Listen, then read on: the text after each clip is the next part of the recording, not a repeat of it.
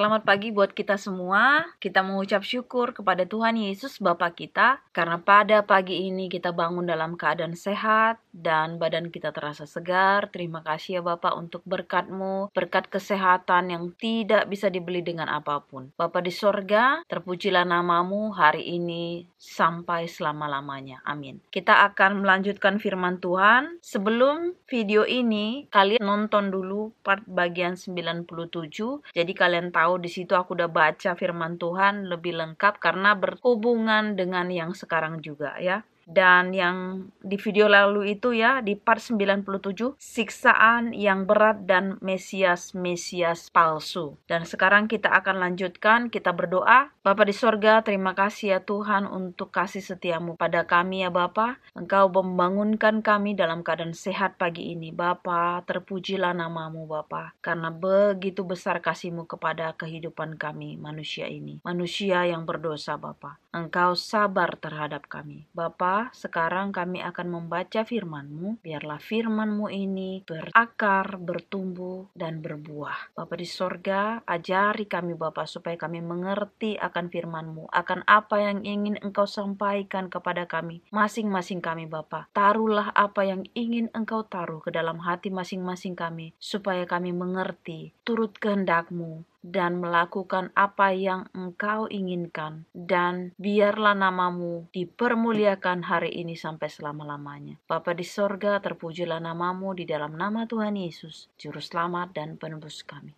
Amin. Ayat firman Tuhan untuk hari ini terdapat di 3 kitab, Matius, Markus, dan Lukas. Dan aku akan baca yang di Markus. Ayatnya Matius 24 ayat 29 sampai 36, kemudian Lukas 21 ayat 25 sampai 33. Jadi yang aku baca adalah yang di Markus 13 ayat 24 sampai 32. Kedatangan anak manusia, perumpamaan tentang pohon ara. Tetapi pada masa itu, sesudah siksaan itu, matahari akan menjadi gelap dan bulan tidak bercahaya dan bintang-bintang akan berjatuhan dari langit dan kuasa-kuasa langit akan goncang. Pada waktu itu orang akan melihat anak manusia datang dalam awan-awan dengan segala kekuasaan dan kemuliaannya. Dan pada waktu itu pun ia akan menyuruh keluar malaikat-malaikatnya dan akan mengumpulkan orang-orang pilihannya dari 4 penjuru bumi, dari ujung bumi sampai ke ujung langit. Tariklah pelajaran dari perumpamaan tentang pohon ara. Apabila ranting-rantingnya melembut dan mulai bertunas, kamu tahu bahwa musim panas sudah dekat. Demikian juga jika kamu lihat hal-hal itu terjadi, ketahuilah bahwa waktunya sudah dekat. Sudah di ambang pintu. Aku berkata kepadamu, sesungguhnya angkatan ini tidak akan berlalu sebelum semuanya itu terjadi. Langit dan bumi akan berlalu, tetapi perkataanku tidak akan berlalu. Tetapi tentang hari atau saat itu tidak seorang pun yang tahu. Malaikat-malaikat di sorga tidak, dan anak pun tidak, hanya Bapa saja. Kalau secara sederhana, kalau aku mau terangkan di firman Tuhan kali ini, bahwasanya di part 97 itu pada saat ibaratnya mau akhir zaman akan ada yang namanya penyiksaan. Penyiksaan, anak-anak Tuhan akan mengalami yang namanya ketidakadilan atau yang namanya disesah. Ya, pokoknya diperlakukan yang tidak baik lah ya. Jangankan pada saat hari-hari Tuhan ya, sekarang pun kalau mau kita lihat banyak juga yang namanya orang-orang khususnya yang memberitakan Injil ya. Kalau kita lihat itu sering terjadi yang namanya mereka itu dipersekusi, mengalami yang namanya kekerasan dan mengalami yang namanya ketidakadilan, mengalami yang namanya ketidakbaikan lah ya. Kalau mereka kita lihat di negara kita khususnya, katakan bahwasanya pemboman gereja dan banyak lagi lah ya, ada orang-orang yang menyatakan imannya, mereka dibenci. Banyak orang-orang yang dari mungkin agama yang lain masuk ke Kristen, mereka dibenci, ya, mereka dipersekusi, mereka mengalami kekerasan dan sangat menyedihkan. Jadi di sini firman Tuhan sudah katakan, ya, artinya beginilah, tuntunan Roh Kudus bahwasanya kita membaca firman ini udah sangat jelas, dan firman Tuhan sudah sangat jelas, nggak perlu lagi kita harus bagaimana menerangkannya. Simpelnya seperti itu. Jadi pada saat Tuhan Yesus sudah mau datang, itulah dibilang namanya kesudahan, akhir zaman, sudah mau kiamat. Nah, disinilah orang-orang yang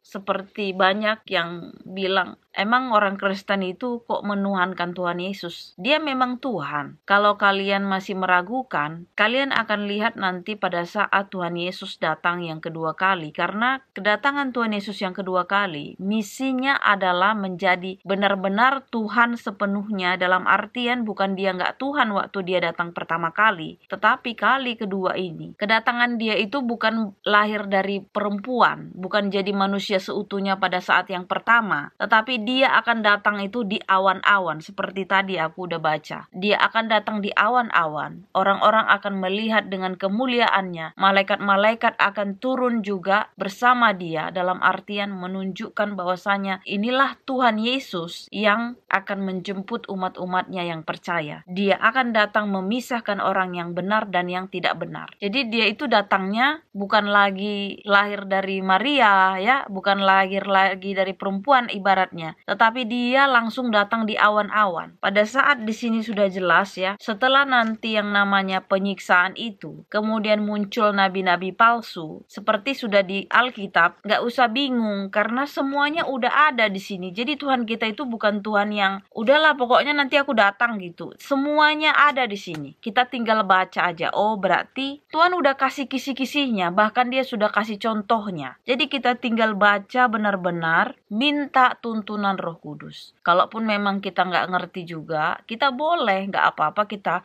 berkonsultasi, bertanya jawab dengan pendeta, anggota gereja, jemaat, dan orang-orang yang mampu menerangkan. Seperti aku bilang, aku tidak menyalahkan ahli Taurat, pendeta, dan semuanya. Nggak semuanya pendeta jahat. Nggak semuanya ahli Taurat juga jahat. Ada beberapa juga mereka pastinya memang benar-benar menuruti firman Tuhan ini sesuai dengan pelajaran yang dia pelajari. Tetapi memang kita nggak tutup mata juga. Banyak pendeta dan ahli-ahli Taurat atau siapapun, mereka juga sama seperti kita dalam artian melakukan dosa. Makanya berkali-kali Tuhan mengatakan, turuti ajaran mereka, ahli-ahli Taurat, tetapi jangan turuti perilaku mereka. Karena mereka juga sama dengan kita manusia. Kalau kita menuruti patokannya ke pendeta, patokannya ke pastor, patokannya ke ahli Taurat, kita akan kecewa, kita jadinya apatis nantinya. Karena mereka juga sama seperti kita. 2 hari kemudian mungkin kita dengar dia berbicara kasar. 2 hari kemudian mungkin kita,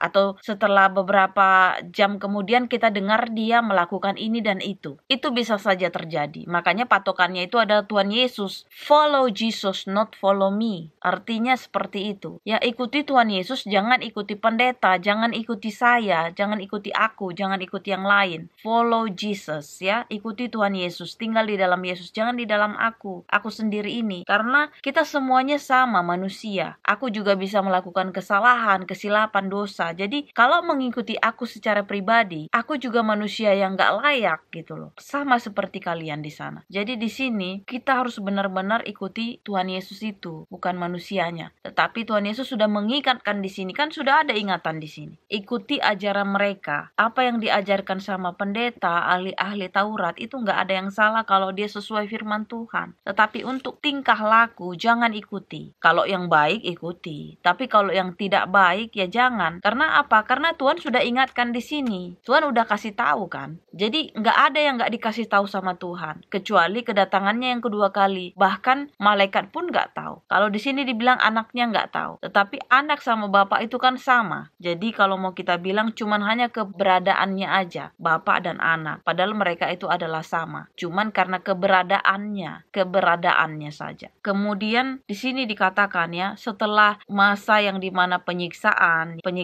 setelah katanya siksaan itu selesai, nabi-nabi palsu datang, seperti yang kita telah baca di firman Tuhan yang di video lalu, bahwasanya nabi-nabi palsu akan datang dan bahkan mujizat mereka bisa lakukan. Jangan terkecoh kata Tuhan. Kalau ada bilang, oh dia lagi di Padang, dia lagi di pasar, dia lagi di sini, kita jangan ikuti, karena itu adalah nabi-nabi palsu yang menyesatkan. Bahkan dikatakan di Alkitab ya, di firman Tuhan yang lalu itu, bahkan orang-orang yang ibaratnya yang udah lama dia di gereja itu bisa juga dia diperdaya oleh nabi-nabi palsu itu. Jadi kembali aku ingatkan, buka Alkitab kalian, baca firman Tuhan, berdoa padanya, supaya apa yang Tuhan ingin sampaikan ke dalam hati kita masing-masing itu kita mengerti. Karena Tuhan menyelamatkan pribadi lepas pribadi, bukan patokannya. Karena kamu mengikuti pendeta A, karena kamu mengikuti ajaran A, karena kamu mengikuti agama A, kamu selamat. Tidak ada di sini. Ikuti Tuhan Yesus, ajarannya, perintahnya, lakukan, itulah yang berkenan di hadapannya. Jadi nggak ada, kalau kamu ikuti agama ini, kamu pasti masuk surga. Kalau kamu mengikuti ajaran pendeta yang ini, kamu masuk surga. Kalau kamu mengikuti ajaran pastor yang ini, kamu masuk surga. Nggak ada.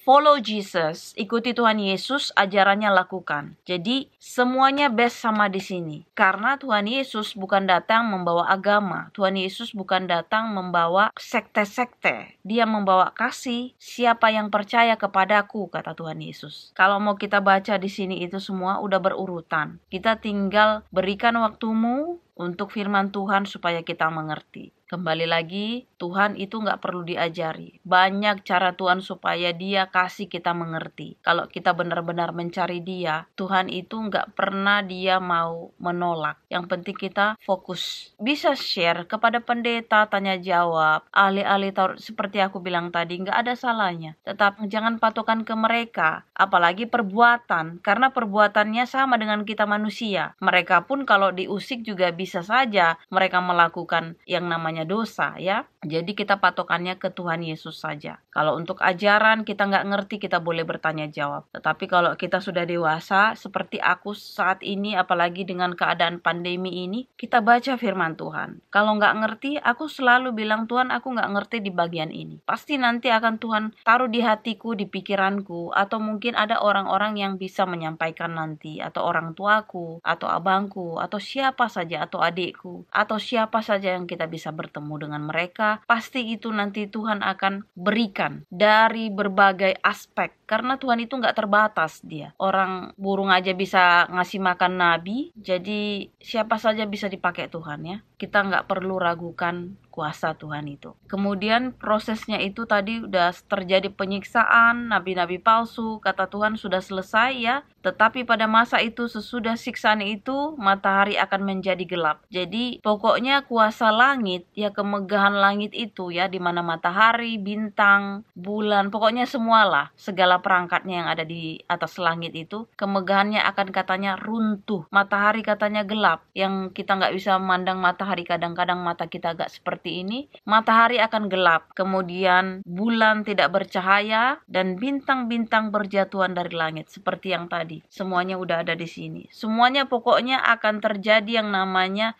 ketidaknormalan seperti biasanya. Di ayat 26 ya, pada waktu itu orang akan melihat anak manusia datang dalam awan-awan dengan segala kekuasaan dan kemuliaannya. Itulah anak manusia, itulah Tuhan Yesus tadi. Jadi bagi kalian nanti yang masih belum percaya, nanti kedatangan kedua kali baru kalian lihat. Tetapi satu hal aku ingatkan, kalau pada saat di situ kalian sudah baru percaya, sudah terlambat. Karena kalian sudah tidak on the time-nya.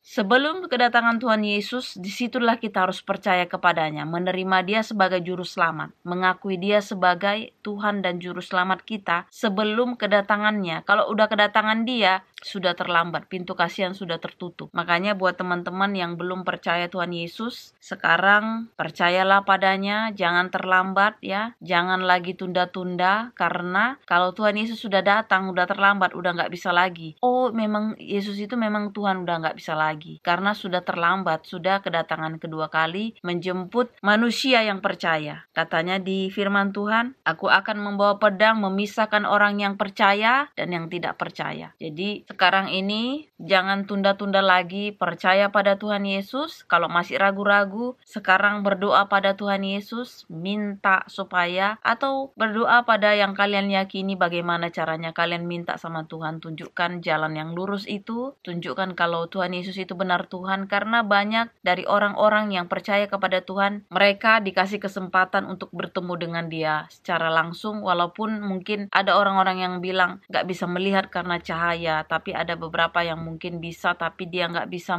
ya itu tadi ya, karena kemuliaan Tuhan. Dia hanya mengatakan seperti di foto gitu ya. Tetapi aku ingatkan sekali lagi, percaya pada Dia sekarang, jangan tunda-tunda lagi, karena kalau sudah Tuhan Yesus datang di awan-awan, kiamat itu kita sudah terlambat. Jangan sampai kita terlambat. Kemudian Tuhan Yesus bilang lagi di sini, tariklah pelajaran dari perumpamaan tentang pohon ara. Kalau kita baca yang kemarin itu, dia tidak berbuah, akhirnya Tuhan Yesus mengutuk dan jadi kering. Artinya jadi pohon ara itu mati atau ditebang lah. Kalau misalnya rantingnya tidak mengeluarkan buah atau pohonnya tidak mengeluarkan buah, ditebang. Dalam artian begini, kita yang sudah lama hidup di Kristen atau lahir di Kristen, hendaklah kita juga berakar, bertumbuh dan berbuah. Jangan kita juga gitu-gitu saja ibaratnya ya. Udahlah, kita kadang percaya, kadang enggak, mengeluh juga. Harusnya.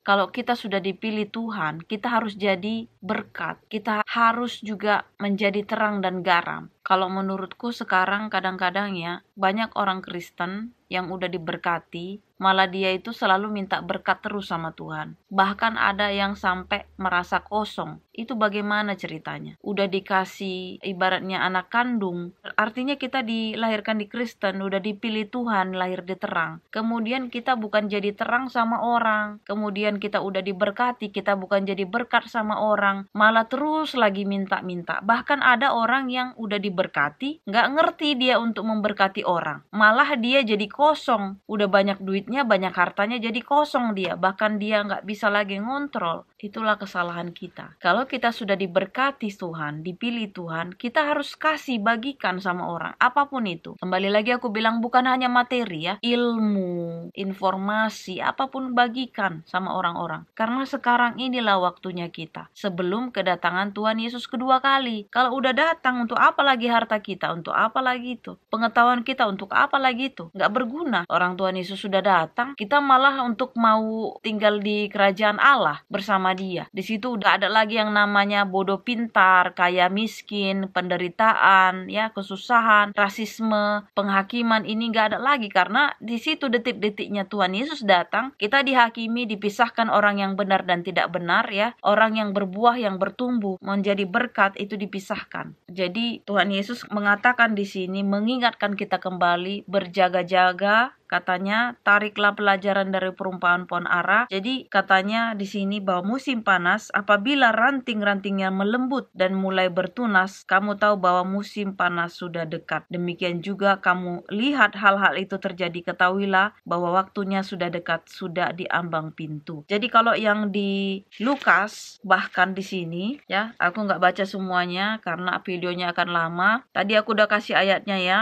Lukas 21 ayat 25 sampai 33. Yang aku baca adalah yang di ayat 28. Apabila semuanya itu mulai terjadi, bangkitlah dan angkatlah mukamu, sebab penyelamatanmu sudah dekat. Jadi pada saat sudah penghakiman itu, ya kan pasti kita kan mengalami yang namanya luka-luka, pasti mengalami yang namanya ketakutan ya. Jadi kalau sudah saatnya Tuhan Yesus sudah datang di awan-awan, katanya apa? Bangkitlah, angkatlah mukamu, lihatlah penyelamatmu sudah datang. Jadi Tuhan Yesus Yesus sudah datang. Jadi kita akan dijemput, artinya sudah ada harapan, itu udah datang. Pada saat kita mengalami yang namanya penyiksaan, pada saat kita nanti mengalami penderitaan itu, pastinya kita udah nggak kuat lagi ya, udah gemetaran. Tetapi pada saat itu Tuhan Yesus datang, katanya sudah kesudahan itu semuanya, sudah terjadi yang tadi itu yang kita baca itu tadi. Angkatlah mukamu, katanya, lihatlah penyelamatmu sudah datang. Jadi sama seperti kita ketika kita sudah lagi lapar, sama seperti kita mengalami penderitaan, ibaratnya kita kalau di penjara ya mengalami yang namanya siksaan, atau kita mengalami yang namanya persekusi, ketidakadilan. Tapi setelah Tuhan Yesus, katanya, semuanya udah terjadi, Tuhan Yesus datang, katanya, pandanglah, katanya, angkatlah mukamu. Seperti kita merasakan sudah mau dibebaskan dari segala penderitaan itu, segala penyakit, segala apapun kita akan dibebaskan. Karena Tuhan Yesus itu adalah Tuhan yang maha pengasih, maha penyayang. Dia akan menyelamatkan kita dari semuanya. Dari yang tadinya kita merasa kurang, Dia akan memenuhkan semuanya hidup kita. Dan satu lagi aku akan bacakan di sini. Aku akan baca lagi di ayat 32 dan 33. Aku berkata kepadamu, sesungguhnya angkatan ini tidak akan berlalu sebelum semuanya terjadi. Jadi angkatan ini artinya penyesatan itu tidak akan berlalu. Penyesatan itu pasti ada, kata Tuhan. Memang penyesatan itu ada, itu dikasih kesempatan sekarang. Penyesatan itu kan siapa sih? Setan. Setan itu punya waktu sebelum Yesus datang. Jadi penyesatan itu akan ada sebelum Yesus datang. Sebelum bintang-bintang itu tadi jatuh, matahari gelap, bulan juga tidak mengeluarkan cahayanya. Penyesatan itu ada sampai sekarang kan. Makanya banyak kita lihat orang-orang kadang-kadang salah arah karena patokannya itu ke ahli-ahli kitab itu. Ternyata ahli-ahli kitab itu perlakuannya tidak sesuai. Malah jadinya pengikutnya jadi salah. Tapi karena pengikutnya tidak kritis, tidak dia membaca firman Tuhan, akhirnya dia juga salah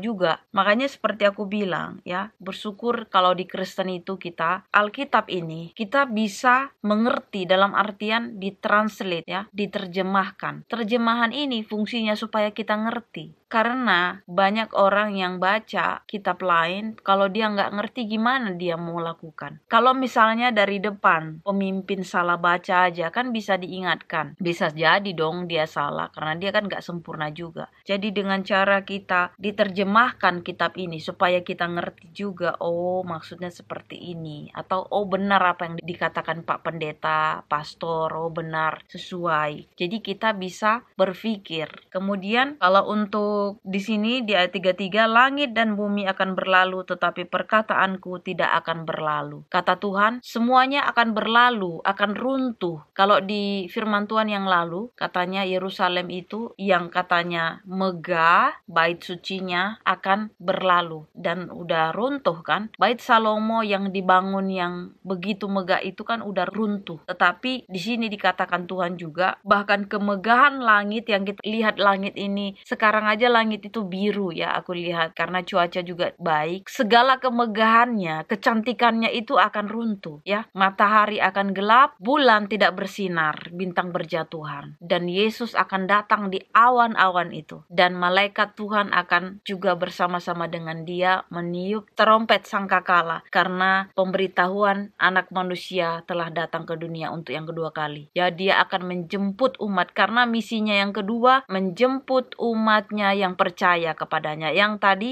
Yohanes 3:16, karena begitu besar kasih Allah akan dunia ini sehingga ia mengaruniakan anaknya yang tunggal. Itu adalah misi yang pertama, mengaruniakan anaknya yang tunggal, yaitu mati di kayu salib memperdamaikan kita dengan Allah, supaya orang yang percaya tidak binasa melainkan beroleh hidup yang kekal. Itu yang poin kedua, itu misi kedua Tuhan Yesus. Jadi pada saat Yesus ya sudah dikaruniakan kepada kita, ya mati di kayu salib, kita diselamatkan, diperdamaikan dengan Bapa kita, dan kita percaya kepadanya, kita melakukan firman-Nya, ya bukan hanya baca, lakukan. Seperti dibilang Tuhan adalah, yang ku kehendaki adalah belas kasihan bukan persembahan. Tetapi dikukuhkan lagi waktu di firman yang selanjutnya adalah kehendak Tuhan, belas kasihan, keadilan, kesetiaan. 3 ini. Jadi Tuhan sudah mengatakan kepada kita dari semua doktrin-doktrin apapun ini, Tuhan mengingatkan kepada kita yaitu belas kasihan, keadilan, dan kesetiaan. Jadi selama hidup kita di sini, kita mempunyai belas kasihan kepada orang lain, kita mempunyai keadilan kepada orang lain, dan kesetiaan kita kepada Tuhan. Dan kita juga akan menjadi anaknya Tuhan. Kemudian orang yang percaya itu tidak binasa. Selama kita menerima Tuhan Yesus, hidup di dalam Tuhan Yesus, tidak di luar Tuhan Yesus, karena itu jembatannya kita, itu jalannya kita menuju kepada kekekalan. Kekekalan itu, itulah yang namanya kerajaan Allah. Itulah hidup selama-lamanya bersama Dia. Itulah namanya sorga. Jadi sangat ibaratnya mudah dipahami sebenarnya. Kalau kita mau benar-benar cari Tuhan itu, cari kebenaran bukan pembenaran. Jadi seperti aku bilang lagi, kita sama-sama di sini belajar membaca untuk mengerti kepada diri masing-masing. Aku katakan juga nggak salah kita ke gereja, nggak salah kita berkomunikasi, ya, bertanya jawab dengan grup keluarga, dari grup Kristen, dari grup yang lain, nggak apa-apa. Tetapi penuhi dirimu sendiri dengan firman Tuhan itu juga. Karena jika kita sudah dewasa secara fisik, hendaklah kita juga dewasa secara rohani. Kembali lagi aku ingatkan, nggak ada patokannya. Kalau kamu percaya dengan pendeta A, B, pastor A, B, atau ahli Taurat A, B, kamu selamat, nggak ada. Atau kalau kamu masuk di grup A, B, C, kamu selamat, nggak ada. Tuhan Yesus menyelamatkan pribadi lepas pribadi. Tetapi memang untuk meningkatkan keimanan kita, meningkatkan pengetahuan kita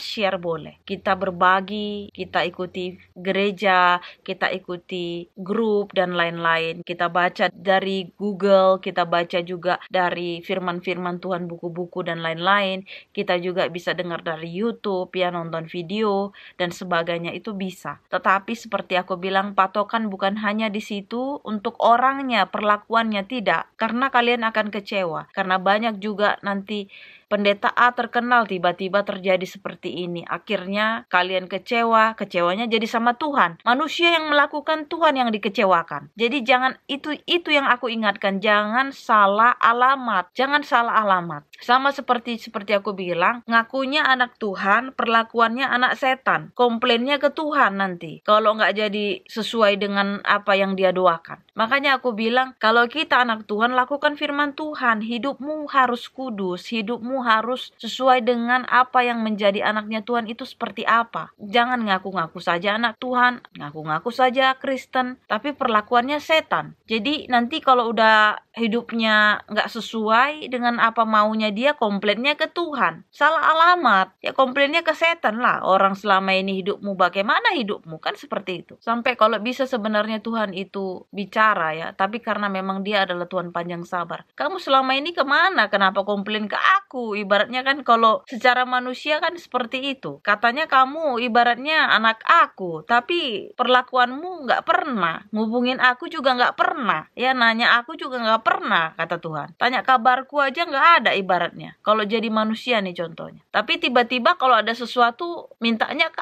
aku. Selama ini kamu kemana? Nah, cobalah direnungkan kembali seperti yang aku bilang. Simpelnya seperti itulah. Kalau kita katakan kita anak Tuhan, pasti kita berkomunikasi selalu sama Tuhan. Sama kayak orang tua kita, kan dia bapak kita. Kita anak. Nggak pernah kita hubungi bapak kita. Ya, kita nggak pernah berdoa, baca firman juga enggak, ya. Nonton firman Tuhan Kristen, baca buku juga enggak, ke gereja juga enggak, apa-apa. Tiba-tiba minta. Gimana coba? Kalau Tuhan itu manusia, udah lama kita itu musnah. Udah lama kita nggak layak. Tapi karena dia Tuhan penyabar, dia Tuhan penuh kasih, dia Tuhan yang panjang sabar sekali. Makanya dari sekarang, jangan lagi tunda-tunda. Terima Yesus sebagai juru selamat pribadi. Akui dia tidak akan malu mengakui kita di depan Bapaknya juga. Pada saat kedatangannya yang kedua kali, menjemput kita. Misinya menjemput kita, bukan jadi lagi lahir sebagai manusia yang sekarang lagi dimasalahkan, bukan Tuhan karena lahir dari manusia, bukan itu. Jadi jangan kita patokkan seperti pikiran kita ini. Makanya jangan cara manusia, jangan pikiran manusia,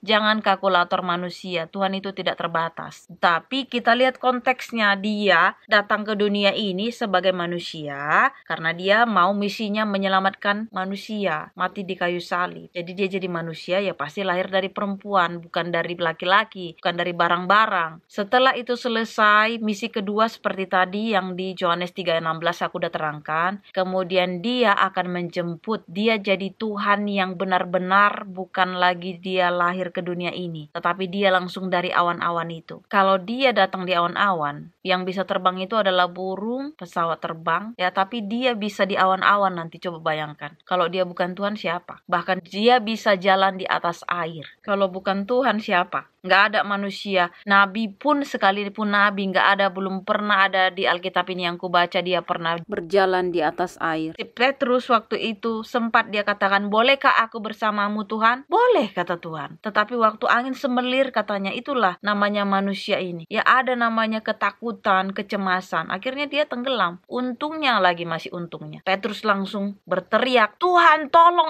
aku. Kalau kita mau bayangkan, Tuhan itu kan sebenarnya agak jauh dia ke sana. Tapi pada saat si Petrus dia tenggelam, dia berseru, tangan Tuhan itu langsung otomatis. Ya itu, coba kalian bayangkan di situ. Jadi kalau nggak dia Tuhan, bagaimana mungkin secepat kilat itu dia lakukan? Bagaimana mungkin ibaratnya hal yang, siapa yang bisa jalan di atas air? Nggak ada. Nabi aja nggak ada. Musa pun kalau membelah laut, itu dia minta kuasa dulu, baru dia bisa. Jadi kalau mau kita bilang, dari sekarang kalau kita mau berpikir, jangan keraskan hatimu. Ibaratnya seperti itu aku bilang. Jangan keraskan hatimu, kalaupun masih ragu-ragu, minta sama Tuhan, doa aja. Tuhan tunjukkan kalau kau benar-benar Tuhan. Tuhan Yesus, kalau kau benar-benar Tuhan, tunjukkan kepadaku. Doakan aja seperti itu. Dengan caramu, dengan ya tata cara bagaimana yang kalian percaya. Kalau kalian masih meragukan Yesus itu adalah Tuhan. Inilah doa dan harapan kita, karena aku sekarang mau pergi juga dengan temanku, dan jangan bikin firman Tuhan ini kayak seolah-olah, dulu aku pikir baca firman itu harus eksklusif, harus bersama ahli-ahli ini. Enggak lah, Tuhan Yesus katakan baca firmanku, renungkan firmanku siang dan malam, lakukan firmanku. Jadi bukan kamu harus dengar firman Tuhan itu dari pendeta, kamu harus minta dulu terangan dari pendeta, enggak kayak gitu, enggak ada. Renungkan, baca, siapapun berhak. Kalau kita sudah merasa dewasa secara fisik, bisa baca tulis, baca, karena ini pun sudah diterjemahkan. Justru karena terjemahan inilah kita dibantu. Berbeda kalau kita nggak diterjemahkan, kita kadang bisa baca mungkin seperti orang-orang yang aku dengar tapi nggak ngerti arti, atau bisa baca, bisa ngerti arti tapi nggak tahu maksud. Nah itu tadi seperti kita bilang di ajaran kita ini, sudah Tuhan katakan minta Roh Kudus. Kata Tuhan, aku akan pergi menyediakan tempat bagimu, tapi aku akan kirim Roh Kudus. Roh Kudus itu sangat banyak sekali dia membantu kita, mengerti kita bisa dibuatnya. Kita bisa juga melakukan sesuatu dari setiap apapun keputusan. Roh Kudus itu mengajarkan kita. Karena kalau kalian percaya, kalian hidup di dalam firman ini, seperti banyak pengalamanku, mungkin kalau cerita panjang sekali nanti video ini. Setiap firman Tuhan yang telah kubaca itu selalu hidup di kehidupanku. Apapun yang kulakukan, Tuhan selalu berbisik, karena alarmnya udah semuanya berfungsi. Jadi kalau ada kejadian ini, itu, Tuhan gampang sekali dia bilang, Uli seperti ini, seperti ini. Jadi, oh iya Tuhan, oh iya Bapa, oke aku ngerti yang ini. Jadi kita itu pokoknya bacalah firman Tuhan. Kalian akan merasakannya. Seperti aku bilang, kalau kalian ingin merasakan seperti apa yang aku rasakan, seperti bagaimana Tuhan menyembuhkan aku, ini bukan main-main loh. Aku bukan bohong-bohong aku kanker. Kalian bisa lihat di videoku bagaimana penyertaan Tuhan itu. Dan bukan langsung aku langsung sehat, bukan. Pergumulan bagaimana aku diubahkan, ya. Itu banyak sekali kalian lihat di situ. Jadi kalau kalian mau tahu, tonton semua video aku bagaimana penyertaan Tuhan itu. Makanya sekarang aku bukan pendeta, aku bukan ahli, bahkan aku bukan siapa-siapa, tetapi aku berani menyampaikan firman Tuhan. Karena apa? Tuhan udah jamin, gak usah takut, kata dia. Karena apa? Karena Roh Kudus akan menuntunmu berbicara. Bahkan di video yang lalu sudah bilang, kamu gak usah pikirkan bagaimana kamu selamat dulu. Kalau terjadi itu padamu, pada saat kamu disesah, orang-orang yang tidak suka dengan Tuhan, siapa? Iblis pastinya. Tapi pada saat itulah kesempatanmu memberitakan Injil. Karena apa? Jangan takut, aku akan menyertai engkau. Jadi apa yang kita ucapkan itu bukan dari kita lagi, tetapi dari Dia. Ya, jadi gak usah takut, gak usah malu. Aduh, aku gak ngerti ini, nggak usah. Kalau kamu benar-benar mau baca firman Tuhan, kalau kamu mau benar-benar cari Tuhan, udah dibilang Tuhan itu nggak perlu diajarin. Dia yang akan melimpahkan Roh Kudus, Dia akan mengajarkan mengajari kita masing-masing. Dia akan memberikan pengertian bahkan di luar dari orang-orang. Kadang-kadang kita mungkin jadi, oh ya, selama ini seperti ini ya Tuhan. Jadi dibukakan semuanya, apapun itu ya dalam kehidupan kalian, bahkan yang kalian pertanyakan selama ini di kepala kalian, karena aku mengalami hal itu. Aku bertanya, Tuhan kenapa ini? Dijawab sama Tuhan kok, dijawab. Jadi tapi nggak mungkin aku ceritain semuanya di sini, bisalah panjang sampai berminggu-minggu nanti videonya. Jadi step by step, jadi sedikit demi sedikit pastinya kalian akan melihat kuasa Tuhan bekerja di dalam kehidupan kalian kalau kalian benar-benar cari Tuhan. Kembali lagi, buka Alkitabmu, berdoa pada Tuhan, minta tuntunannya, lakukan firman Tuhan. Lebih baik kita mendengarkan yang baik daripada mendengarkan yang jahat. Karena sekalipun kita dengarkan yang baik, kedagingan kita ini pun kita bisa melakukan dosa. Jadi kalau kita memang mau penyertaan Tuhan itu tetap bersama kita, lakukan firman Tuhan. Jangan hanya membaca, jangan hanya mendengar, jangan hanya melihat, tetapi lakukan. Jadi pelaku firman Tuhan. Jadi garam dan terang. Itulah yang menjadi kehendaknya Tuhan. Inilah doa dan harapan kita. Kita berdoa. Bapa di sorga, terima kasih Bapa untuk kasih setiamu. Bapa, terima kasih Bapa. Engkau adalah Bapa yang baik. Engkau adalah Bapa yang panjang sabar. Engkau sabar terhadap kami orang berdosa. Orang yang tidak apa-apa ini Bapa. Orang yang terhina ini Bapa. Engkau begitu baik. Engkau mengangkatkan kami. Engkau memperdamaikan kami Bapa. Sehingga kami dapat layak. Bapa, mampukan kami supaya kami Bapa tetap setia melakukan firman-Mu. Tetap turut kehendak-Mu. Apapun yang Engkau inginkan, hanya kemuliaan nama-Mu saja. Bukan kemuliaan pribadi kami. Bapa di sorga, terima kasih.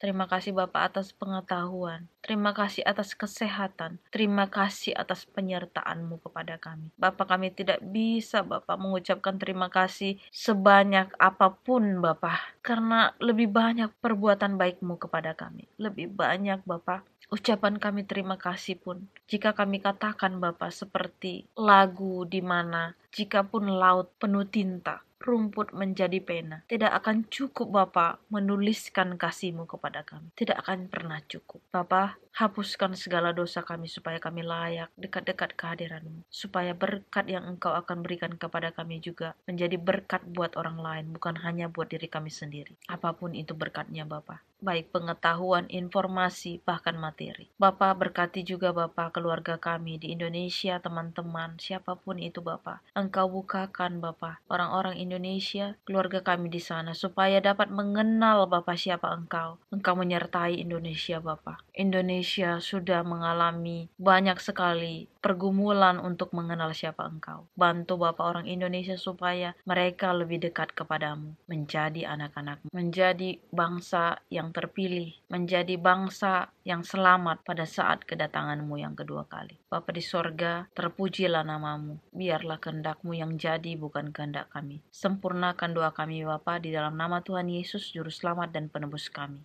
Amin. Terima kasih sudah menonton video ini. Jangan lupa di subscribe, di like. Kalau kalian mempunyai komen atau sharing-sharing atau apapun itu, silahkan di komen. Kita sama-sama berbagi. Tidak ada penuduhan, tidak ada saling hujat-menghujat. Yang penting kita saling mengingatkan dan kita saling mendoakan. Inilah doa dan harapan kita. Amin.